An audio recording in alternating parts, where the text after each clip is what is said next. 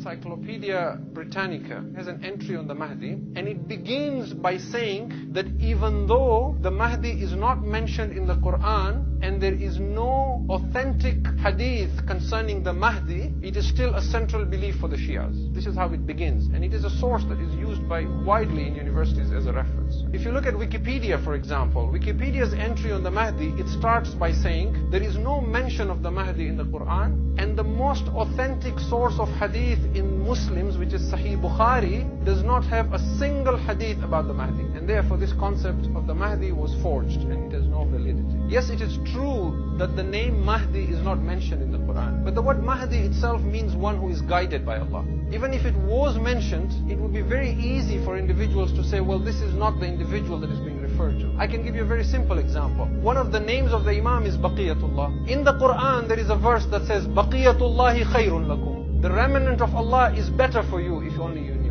But most Muslims who are not Shias will not agree to that interpretation and will say that here the word Baqiyatullah means something else. What you are saying is an interpretation, it is a ta'wil, it is not the tafsir of the verse. Allah in His wisdom does not mention the names of the Imams from the Ahlul Bayt and therefore the name of the 12th Imam as well in the Quran explicitly, because that in part is to preserve the pristineness of the Quran. Otherwise, you can be sure there would have been attempts by the Banu Umayyah and Banu Abbas to change the Quran, to alter verses of the Quran and to remove verses of the Quran so as to remove the fadail of the Ahlul Bayt. And the Quran preserves the fadail of Ahlul Bayt in the Quran in very, very unique ways. Take for example the ayat of Tathir. If you read the ayat of Tathir, you will see that particular part that talks about the Ahlul Bayt as being preserved from every rijs is right in the middle of another verse. And the tense changes from feminine to plural, talks about the Ahlul Bayt and goes back to different tense. And by putting such verses concerning the Ahlul Bayt in the middle of other verses, the Quran and Allah in His wisdom makes the Quran intact and watertight so that you cannot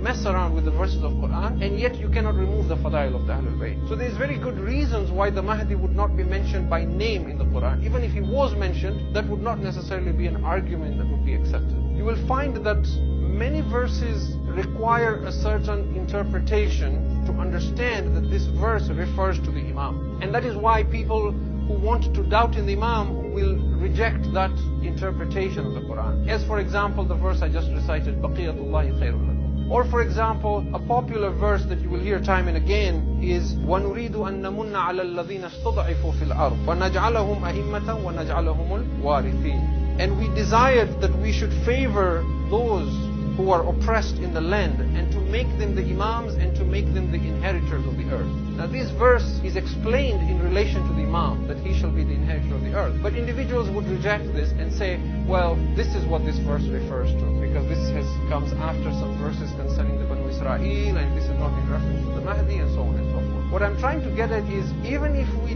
discount and we ignore all these verses of Quran that the Shia ulama and Sunni ulama have presented to say that with the support of ahadith from the Prophet and the Imams alayhi salam explaining these verses to refer to the Mahdi, even if we move these all away and just look at the Quran in its own self, there are still verses that would force us to acknowledge in the belief of a Redeemer.